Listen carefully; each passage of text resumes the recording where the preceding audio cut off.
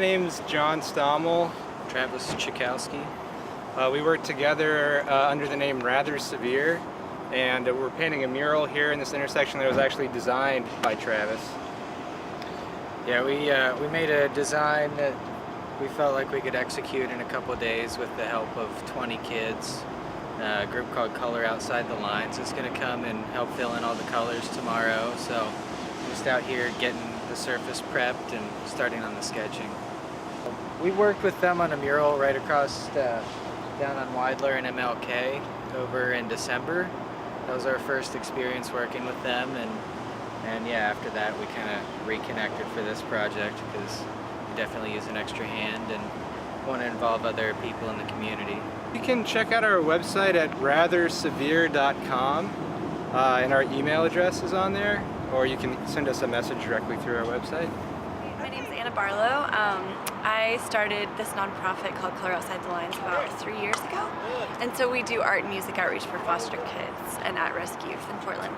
This is our third collaborative mural piece, and it's Ecodistrict in conjunction with City Repair, and so it's kind of a collaborative piece with Color Outside the Lines. So Ecodistrict was helping to beautify the Lloyd Center and kind of reached out to us and said, oh, you should have some of the kids come and help paint. And so it's a really awesome collaboration in which the kids are kind of like the primary artists for the piece, which is really great for just their confidence and understanding teamwork and building kind of a sense of how larger scale art production happens. So it's really fun for them, and they're able to come back and kind of appreciate it in the future. ColorOutsideLines.org is our website. There's an easy way to kind of connect that way. Otherwise, our Facebook page, Color Outside the Lines. But there's so many opportunities for volunteers. You know, we have lots of programming throughout the month with teens and younger kids, and do all kinds of art therapy and art creative outreach stuff for them. So yeah, there's always room for people to be involved. My name's Sarah Heinecke. I'm the Executive Director of Lloyd Ecodistrict, and we started thinking about doing an intersection repair project a couple years ago when we were trying to find a good way to engage the community in a beautification project and start thinking about what would be a fun thing to introduce to the community in terms of making this place a more beautiful place. And we got introduced to the folks at City Repair and all the work that they do around the town, around village building convergence, and so we just started a dialogue with them and said, look, we're really interested in doing something in a commercial area of Portland. We know you do a lot of stuff in residential areas, and that this might be a different kind of thing. It'll certainly be different in terms of getting property owner buy-in and making sure that it's safe because there's lots of more traffic and things like that. But we worked through all those technical details, and then you know, so we were sort of plodding along, trying to figure out, you know, where to have it and who to get involved. And it was around Christmas time, and I was driving along Weidler towards work. And the folks that were doing the mural project on the corner of MLK and Weidler and Broadway were out there in like really cold weather, like, you know, during the holiday. It was super cold. It was like, you know, near freezing temperatures, and there were kids out there painting a mural on the side of this really old dilapidated building. Like, oh my God, not only is that beautiful, like, I gotta figure out who's doing that, but also like, wow, what an amazing like ability to get kids to work on something cool like this. So tracked down who was involved, and it was Rather Severe, the Muralists, and Color Outside the Lines, and we got together and said, like, can you work with us on this intersection repair project as far as the design goes, and Color Outside of the Lines, can you guys work with us in terms of connecting us with some foster kids and their families, and it's just been this collaborative process since then in terms of coming up with what we have today, and it's been really fun. I see a lot of people coming out of their buildings and asking us what's going on, and that's an opportunity for us to tell our story about what does our organization generally do. And so that's a great opportunity for us to do and conduct some outreach to the community. And I think, generally people are really pleased to see that somebody cares about their community and that they can get involved, and there's a vehicle for doing that. That feels good that that's happening in the place where you live. And we're really happy to be able to provide that kind of opportunity.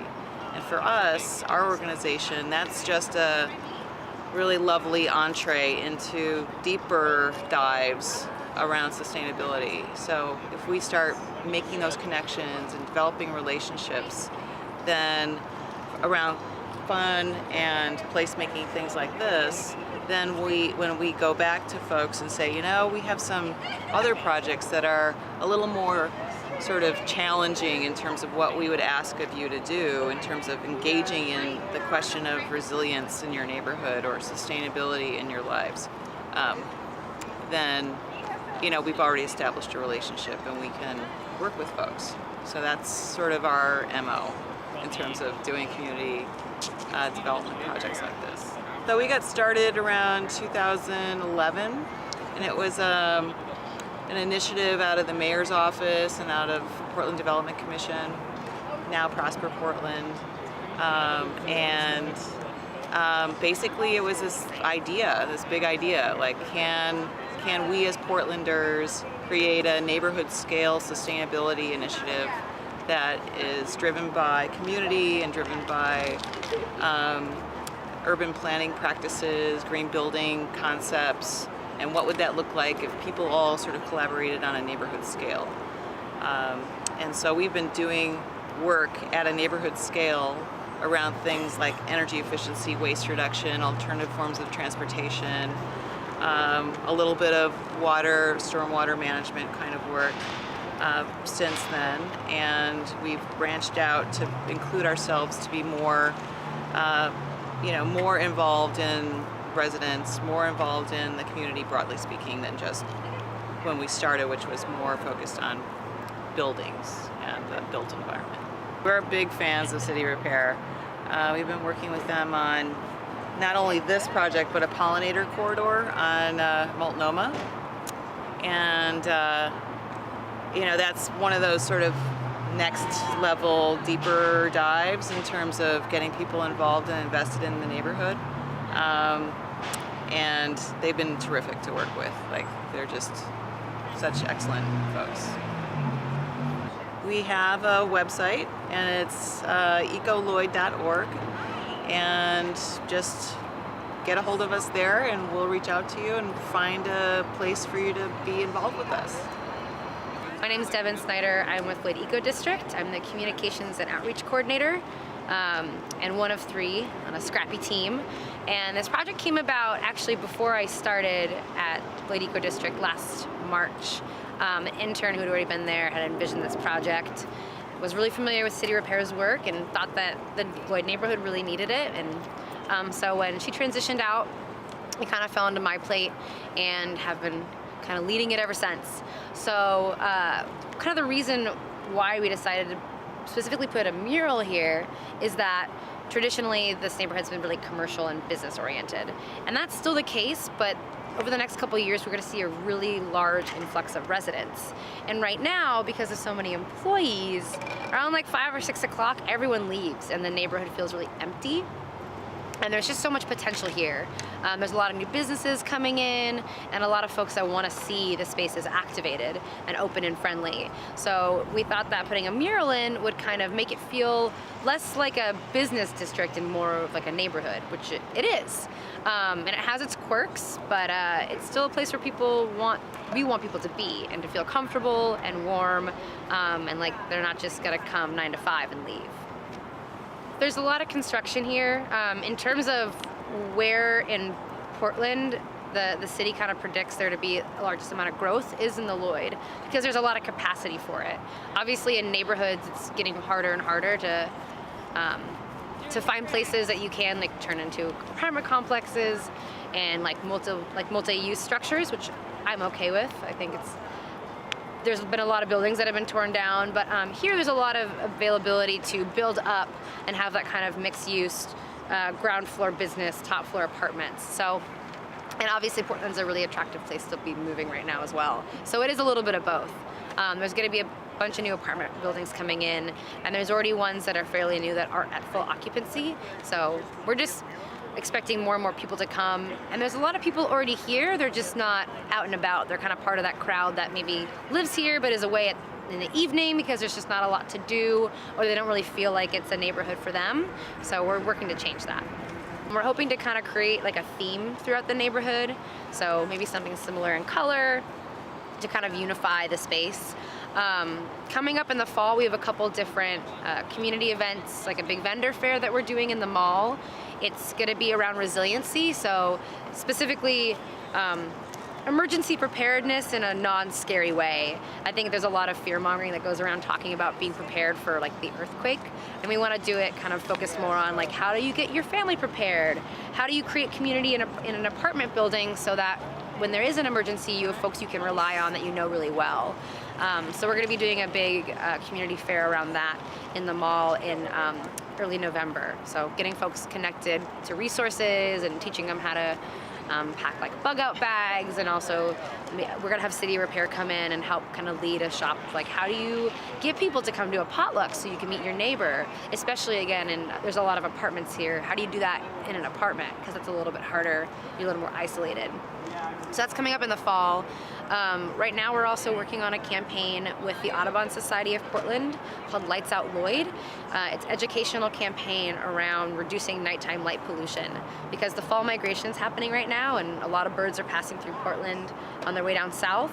So educating folks and businesses about turning off their lights at night or reducing it so that birds don't get distracted and confused, come into the city and potentially get hurt. So those are kind of the two ones that we're juggling right now. And obviously, in addition to those kind of community-facing programs that we do, we have a lot of long-term planning that we work on with businesses and other stakeholders in the neighborhood.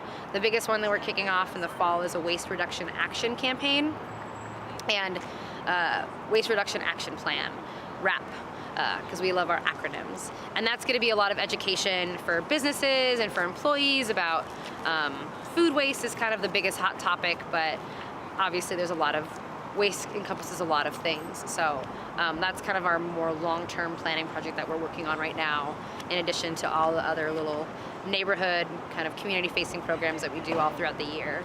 And we're pretty enthusiastic about things, so we tend to kind of hear about something and take it up really quickly. So who knows what will we get started in the next. So we want to have a family come in to that vendor fair that we're doing in November. There's a couple of them that I think that come in fairly often to do demonstrations, and they teach folks how to, like, what supplies do they need and how to kind of go about getting that stuff together in a way that's not scary and that's manageable, and also tell folks that, oh, like, you got all your stuff together, go camping with it and like see how it works when you're trying to, you know, camp and make pancakes out on a griddle, and maybe it's not the best option. So we're gonna bring some folks in to do some of that specifically from nets and see if if folks from the neighborhood want to get involved and maybe start their own net team in Lloyd. I think that'd be really exciting. Travis and John, the Muralists, are amazing. Right there, they're great. You should interview them as well if they want to be interviewed. Yeah, they have been so great to work with and very patient, and I really like their vision. Just it's fun and color and poppy. They did one over on Weidler and MLK. That was also a project that they did, the one that wraps around the building. So maybe you can kind of see the similarities in their style, but it's like nice to add to it. We don't want the Lloyd to be this like standalone island of gray and business. We want to make it feel really warm, and we want to kind of have some type of like unifying link between a lot of the projects that we do, whether it's like color or style. So if we can get something on a wall that's similar, I think that'd be awesome.